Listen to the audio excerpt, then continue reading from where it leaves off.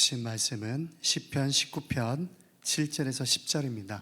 구약성경 시편 19편 7절에서 10절 말씀입니다. 한 절씩 교독하고 10절은 함께 읽겠습니다. 제가 7절 읽을게요. 여호와의 율법은 완전하여 영혼을 소성시키며 여호와의 증거는 확실하여 우둔한 자를 지혜롭게 하며 여호와의 교훈은 정직하여 마음을 기쁘게 하고 여호와의 계명은 순결하여 눈을 밝게 하시도다. 여호와를 경외하는 도는 정결하여 영원까지 이르고 여호와의 법도 진실하여 다 의로우니 금 곧 많은 순금보다 더 사모할 것이며 꿀과 송이꿀보다 더 달도다. 아멘. 우리 먼저 앞뒤 좌우 우리 청년들 성도들에게 우리 인사합시다. 주의 이름으로 잘 될 것입니다. 주의 이름으로 더 잘 될 것입니다.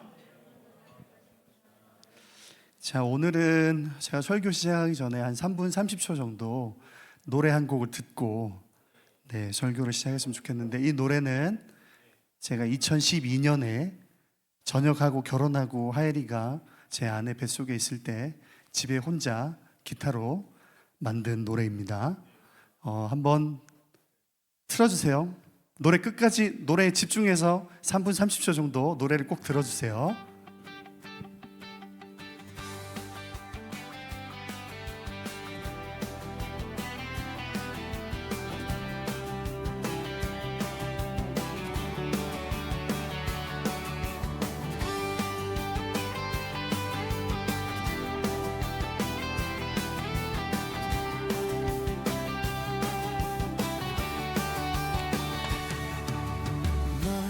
외롭지 않게 해줄게. 깊은 웃음 짓게 할게. 정말 더 높은 세상을 꿈꾸며 소중한 추억 만들며 우리 영원한 친구로 남아줄래. 이제 혼자선 안 될 거야. 박수 쳐주세요. 누구도 뺏지 못할 친구. 미친 듯이 노래 부를 거야. 세상에 어떤 사람보다 너야. 그대가 나의 노래인 거야. 나와는 영원까지인 거야. 춤추는 내 모습을 전할 거야. 행복은 우리 앞에 있어.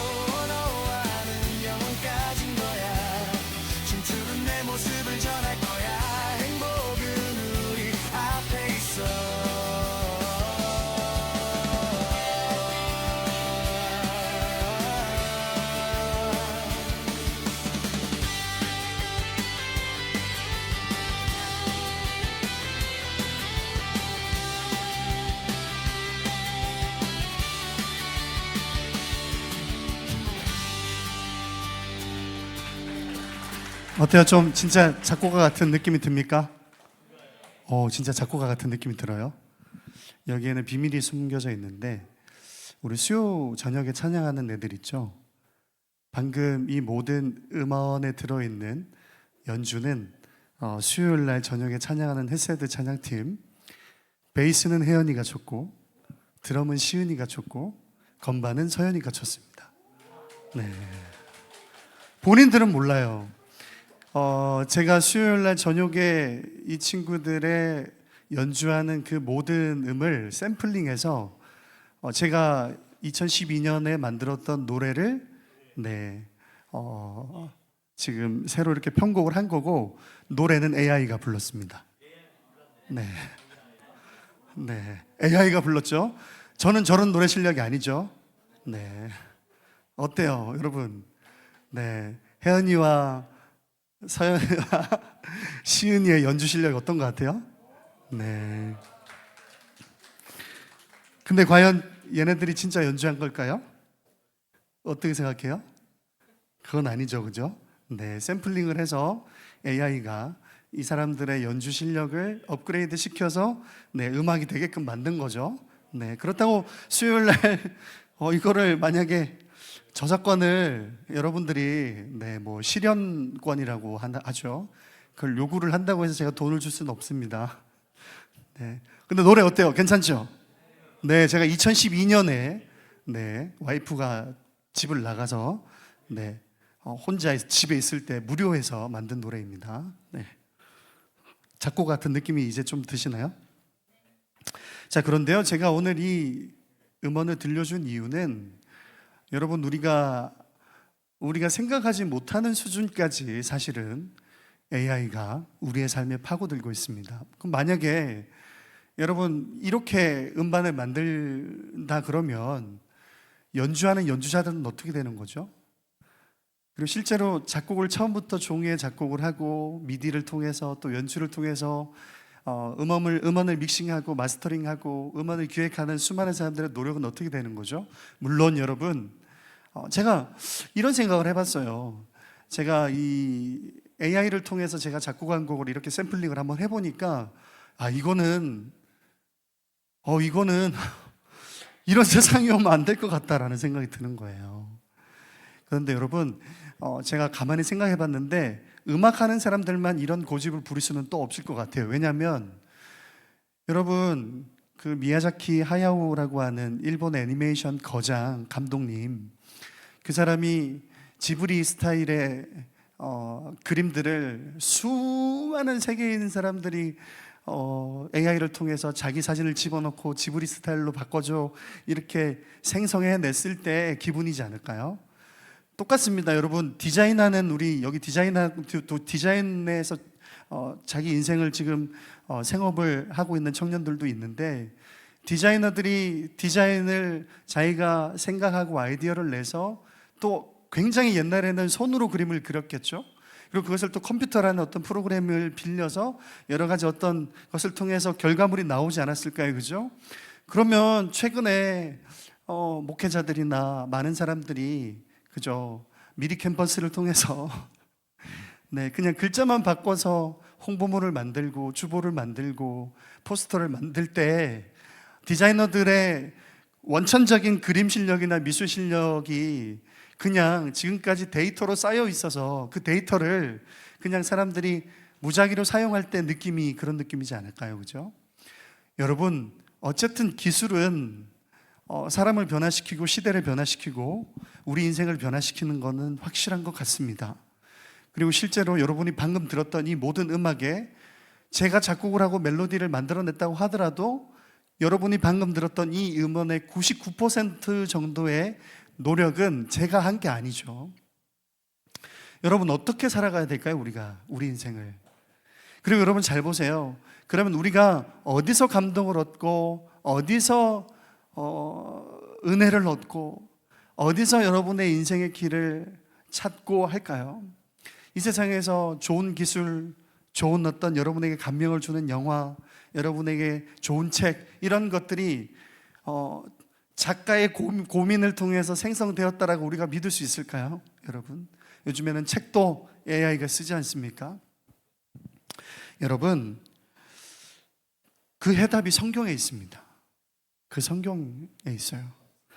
여러분, 우리는 오늘 이 세상의 수많은 기술들이나 우리에게 감명을 주는 어떤 다른 컨텐츠를 통해서 살아가겠다라고 하는 결단을 접고 하나님 말씀, 그러니까 성경 중심으로 삶을 살아가기로 결단합시다. 할렐루야. 여러분, 성경 중심으로 우리가 인생을 경영해야 되겠다고 결단하는 하루가 되었으면 좋겠습니다. 여러분, 우리가 찬양, 엄청나게 아름다운 찬양 한 곡으로도 우리 인생은 바뀔 수 있어요. 그죠? 그리고 우리가 영화 한 편으로도 감명을 얻어서 우리 인생의 설계를 완전히 바꿀 수도 있습니다. 그것이 아무런 소용이 없다는 뜻이 아니라 워낙 시대가 사람으로부터 하나님께서 주신 어떤 영감과 사람으로부터 나오는 노력의 결실이 아닐 수도 있다는 점에서 우리는 정말 우리 인생을 바꿔줄 만한 유일한 컨텐츠가 무엇인지 명확하게 우리가 결단해야 되는 순간이 왔다라는 거죠. 자, 여러분, 성경 중심으로 삶을 살아갑시다. 할렐루야. 왜 그러냐면 성경이 아니면 우리가 하나님의 자녀가 되도록 인도하는 길이 사라집니다. 성경이 아니면 우리가 하나님의 자녀답게 살게 하는 길이 사라집니다. 여러분, 지금까지 기독교에서 너무나도 오랫동안 풀리지 않았던 질문이 있어요. 뭐냐면 믿고 나면 이해될까? 아니면 이해가 되면 믿어질까입니다. 무슨 말이냐면 믿음이 먼저냐, 이성이 먼저냐라는 거예요. 수많은 신학자들이 우리 교회가 탄생한 이후에 신학을 연구하는 사람들이 고민에 빠졌어요. 사람이 믿음이 생길 때 먼저 믿고 하나님의 말씀이 이해가 될까? 아니면 하나님의 말씀이 이성적으로 이해가 된 후에 믿음이 생길까라는 거죠. 여러분의 의견은 어때요? 이성이 먼저 오고 그런 다음에 믿음이 발생할까요? 아니면 믿음이 생기면 그 믿음을 토대로 이성이 작용할까요? 무엇이 먼저일까요? 우리 한번 손 들어서 한번 표시해 볼까요? 자, 1번 이성이 먼저다. 손 한번 들어봅시다. 좋아요. 이성이 먼저다. 손 든 사람 있습니다. 한 명. 또 이성이 먼저다. 아니면 믿음이 먼저다. 손 들어볼까요? 2번. 네. 교회 다니는 사람들은, 특히 장로교 신자들은 믿음이 먼저다 이렇게 답을 많이 합니다. 근데 여러분, 이성이 먼저다, 믿음이 먼저다, 여기에 집중하고 여기에 이렇게 기준을 두면 어떻게 되냐면 신학이 조금 달라져요. 그래서 이성이 먼저라라고 주장하는 교단들은 사람들에게 어떻게 하면 하나님을 믿을 수 있을지 납득시키고 이해시키는 데 집중해요. 자, 믿음이 먼저다라고 주장하는 우리 장로교 같은 교단들은 한 개인이 어떻게 믿음이 발생하는지를 먼저 가르치기 시작해요. 어쨌든 그런데 종교개혁자들이 이걸 해결합니다. 무슨 말이냐면 종교개혁자들이 종교개혁을 위해서 열심히 기도하고 준비하다 보니까 믿음이 먼저냐 이성이 먼저냐, 이 1000년 가까이 1600년 가까이 이어져 오던 이 질문의 해답을 찾았어요.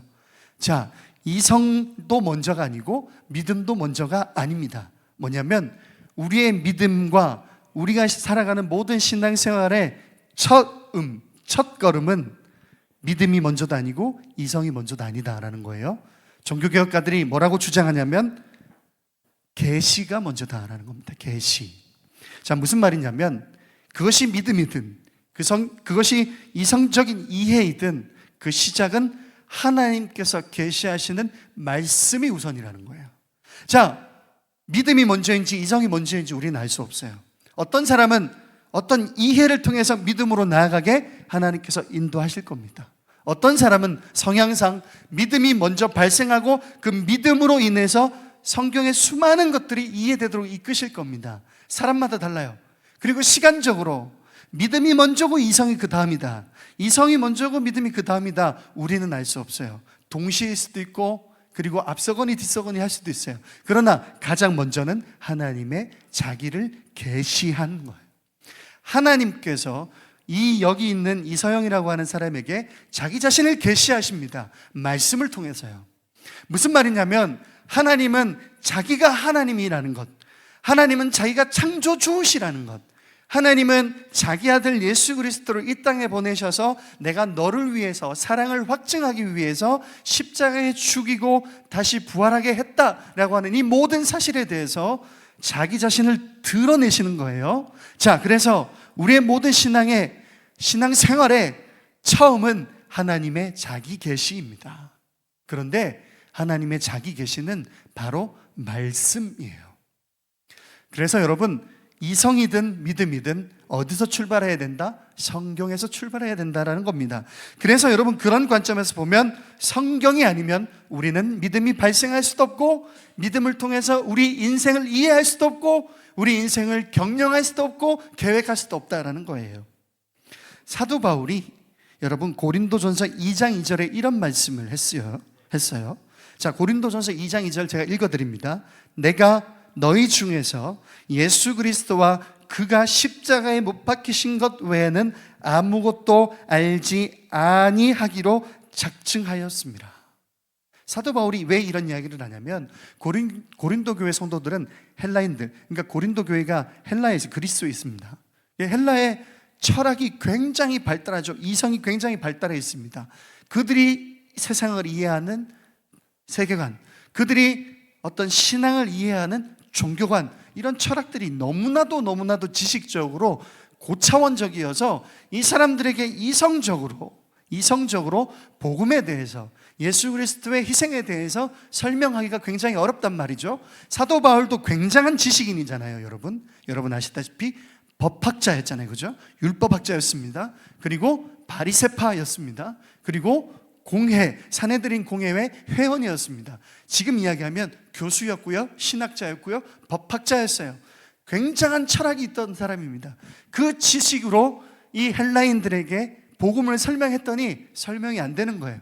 그래서 사도 바울이 뭐라고 고백하냐면, 예수 그리스도께서 너희를 위해서 십자가에서 죽으시고 하나님께서 사흘 만에 부활하셔서 이것을 믿는 사람으로 하여금 하나님께서 의롭다라고 하나님께서 자녀 삼아주신 이 사실 외에는 너희가 알지 않기를 원하노라, 이렇게 이야기를 하는 거예요. 자, 이걸 쉽게 이야기하면 이 세상의 지식체계, 이 세상의 정보, 이 세상이 가지고 있는 고차원적인 기술, 이것으로 복음을 설명하지 않겠다라는 거예요. 다만 너희가 하나님께서 계시하셔서 하나님께서 아들을 통해서 너희를 구원하였다라고 하는 그 사랑의 원리, 하나님께서 계시하시는 그 복음의 근원만 이해하였으면 좋겠다라고 기도하는 거예요. 무슨 말인지 알겠어요? 여러분, 성경이 우리에게 이 사실을 말해주는 겁니다. 할렐루야. 그래서 여러분, 오직 예수 그리스도와 십자가의 복음만이 사람을 살리는 유일한 능력임을 믿는다라는 거예요. 자, 그러면 우리가 신앙생활을 하는데 신앙생활의 패턴을 한번 잘 보세요. 여러분이 지난 한 주간 얼마나 성경을 읽었습니까? 여러분이 인생을 살아오면서 신앙생활을 했다라고 하는 주일학교 때부터 지금까지의 신앙생활의 가장 핵심, 가장 많은 시간을 할애하고 있는 신앙적 행위가 뭐예요? 찬양입니까? 교회에서 봉사한 겁니까? 교사입니까? 수련회 가는 겁니까? MT입니까? 교제입니까? 여러분, 그것이 여러분에게 은혜를 더해주고 여러분의 신앙을 풍성하게 해주는 것은 분명한 사실이지만, 그럼에도 불구하고 우리 신앙은 하나님의 말씀으로부터 출발해야 합니다. 왜요? 두 번째로는요, 하나님의 말씀이 신앙의 시작인데요, 여러분, 하나님의 말씀만이 우리의 삶에 거울 되는 줄 믿습니다. 아멘. 여러분, 잠언 16장에 이런 말씀이 있어요. 저의 경험인데요, 제가 이번 주에 개인적으로 이 테마에 대해서 굉장히 묵상을 많이 했습니다. 내가 어떤 화려한 기술로 사람들을 감동하게 할 수 있을까? 내가 어떤 화려한 언변으로 사람들에게 좋은 메시지를 할 수 있을까? 내가 어떤 위대한 어떤 여러 가지 컨텐츠로 우리 청년들을 감동시키고 신앙을 이끌어갈 수 있을까? 목회자로서 굉장한 고민이 되는 거죠. 그리고 저는 최근에 이번 주에 그 묵상뿐만 아니라 저는 목회자로서의 정체성에 대해서 굉장히 고민을 많이 했단 말이에요. 그래서 월요일에서 화요일로 넘어가는 밤에 잠을 이루지 못할 정도로 뒤척였어요. 하나님께 그래서 기도했어요. 새벽에 4시 20분에 교회에 도착해서 5시 새벽 기도회가 시작되기 전까지 한 40분 동안 기도하기를, 하나님 저 살려주세요. 하나님께서 말씀하시옵소서. 하나님께서 말씀하시면 제가 순종하겠습니다. 듣고 싶습니다. 하나님, 제가 이 답답함을 어떻게 풀어야 되죠? 하나님, 어떻게 하면 늘 푸른 진건교회 청년부에게 탁월한 사역자가 될 수 있을까요? 라고 하는 고민을 하나님께 기도했단 말이에요. 여러분, 그런데 놀랍게도 그날 여러분 새벽 예배를 참석하면 알겠지만, 우리 교회 모든 예배를 참석하시면 알겠지만, 정한 시간이 되면 앞에 화면이 켜지거든요. 화면이 딱 켜졌습니다. 화면에 그날 새벽에 설교하시는 김상범 목사님의 설교 제목이 떴습니다. 설교 제목이 이랬습니다. 송이꿀보다 단 하나님 말씀. 저는 하나님 너무 감사합니다. 속에서 내적인 고함을 지를 뻔했어요. 여러분, 우리가 하나님을 찾고 하나님께 간구하면 하나님께서 이렇게 응답해 주시는구나. 그러면서 그날 김상범 목사님께서 설교 중에 이 본문을 말씀하신 거예요. 잠언 16장에 24절에 오늘 시편에 있었던 말씀과 동일한 말씀이 있습니다. 선한 말은 꿀송이 같아서 마음에 달고 뼈에 양약이 되느니라. 여기서 선한 말이라고 하는 것은 사람의 말에 귀에 들리기 쉽고 재밌는 말을 말하는 게 아니고요, 우리 인생을 온전한 길로 인도하는 선한 말이라는 거예요. 그러면서 거기 밑에 26절에 뭐라고 적혀 있냐면, 여러분 이건 저에게 해당되는 말씀이에요. 제가 천천히 읽어드릴게요. 고되게 일하는 자는 식욕으로 말미암아 애쓰나니 이는 그의 입이 자기를 독촉함이니라. 이건 무슨 말이냐면, 고되게 일하는 사람은 그 마음의 중심에서 자기를 독촉한다라는 거예요. 먹고 싶다, 먹고 싶다, 먹고 싶다. 식욕에 대해서 이야기하는 거예요. 자, 이건 많이 먹는 사람들의 어리석음을 이야기하는 게 아니에요. 고되게 일하는데 그 목적이 먹고 사는 것에 있는 사람의 어리석음이에요. 자, 이걸 어떻게 저에게 적용이 되냐면, 이 어리석은 이서영 목사야. 네가 하나님의 종이라고 한다면 먹고 살기 위해서 목회하면 안 되지 라는 말이에요. 저는요, 한 2주 전에 어떤 말씀을 들었냐면, 제가 그 서울역 앞에 있는 3일교회에 송태근 목사님의 주일 설교를 듣는데, 송태근 목사님이 설교하는 내용 중에 어떤 내용이 있냐면, 사사시대 때요. 사사시대 때 어떤 엄마가 아들이 있는데, 이 엄마가 굉장히 돈이 많아요. 근데 이 엄마의 돈을 아들이 얼마간 훔쳤어요. 그래서 이 돈이 없어진 것을 발견하고, 지갑에 돈이 없어진 것을 발견하고, 이 엄마가 저주합니다. 뭐라고 저주하냐면, 예를 들면 내 돈을 훔쳐간 자식은 저주를 받아 이 세상에서 끊어질지어다, 이렇게 저주한 거예요. 근데 여러분, 이거를 그 아들이 들었어요. 자기가 돈을 인마이 포켓 했는데, 자기 엄마 돈을, 이걸 엄마가 알고 돈을 훔쳐간 자는 이 세상에서 끊어질지어다, 이렇게 저주를 하니까 너무 두려워서 엄마에게 나와서 돈을 내놓으면서 이실직고를 하는 거예요. 엄마, 사실은 내가 가져갔습니다. 잘했어요, 못했어요?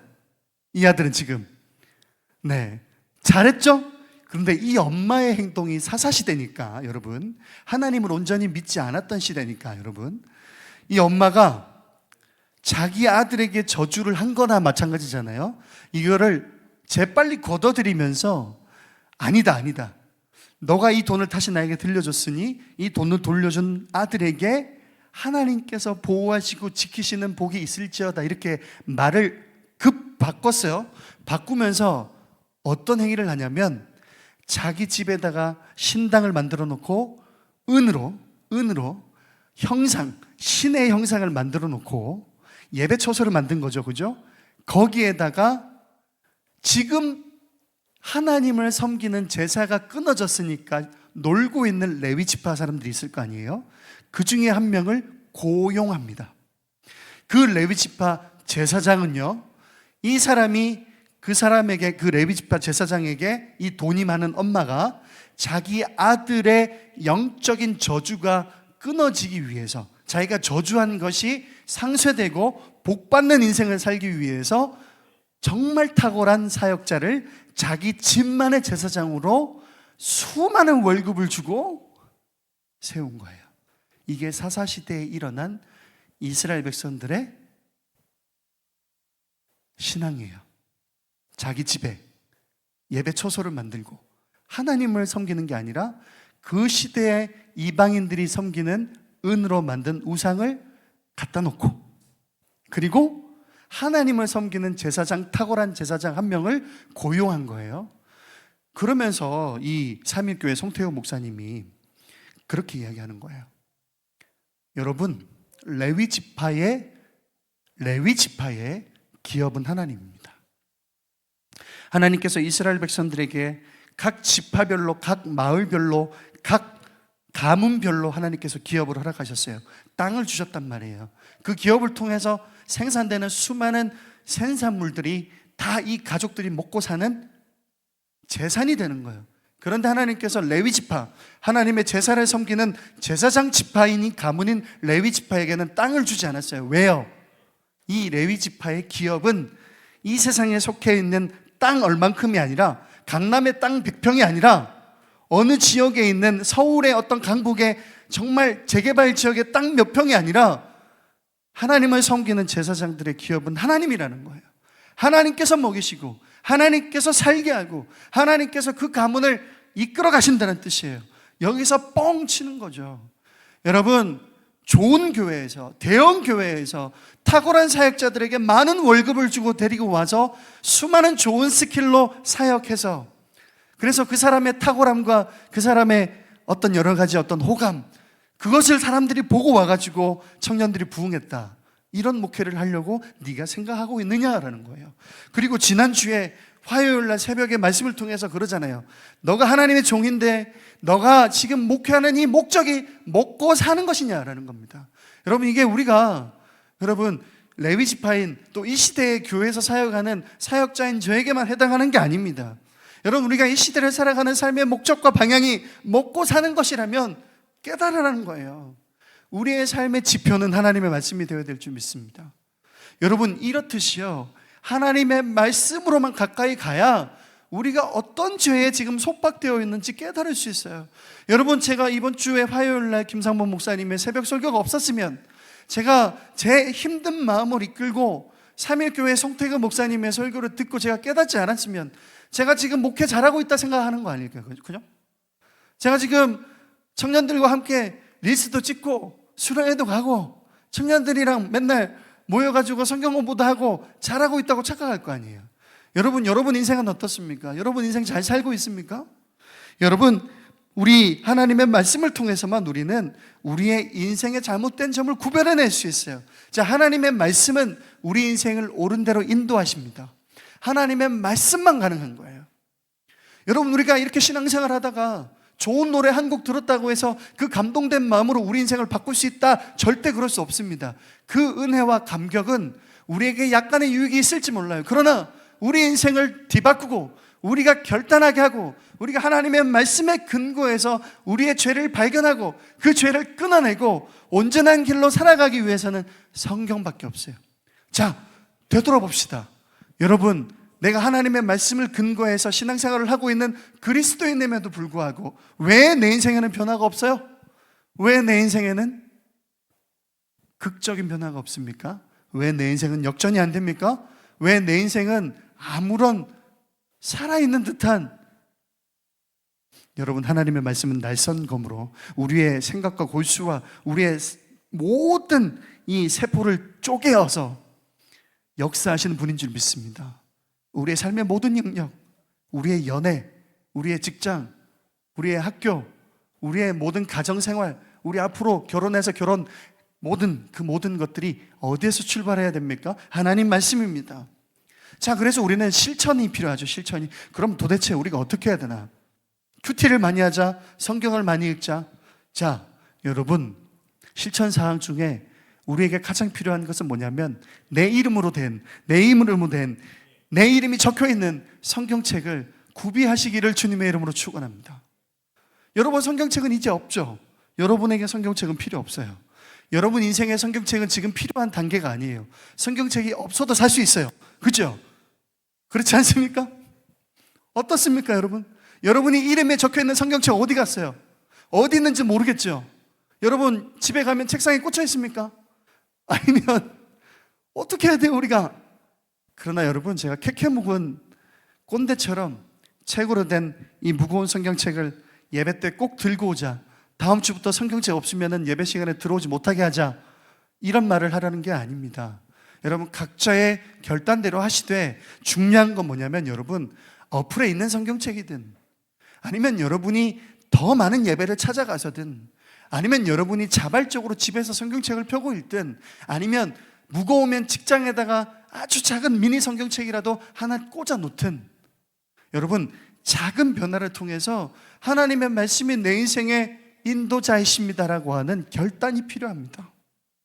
자, 오늘 설교의 메시지의 핵심은 너무나도 명확하고 심플합니다. 여러분, 성경책, 내 이름이 적혀있는 내 소유의 성경책을 회복하시기를 바랍니다. 할렐루야. 그죠?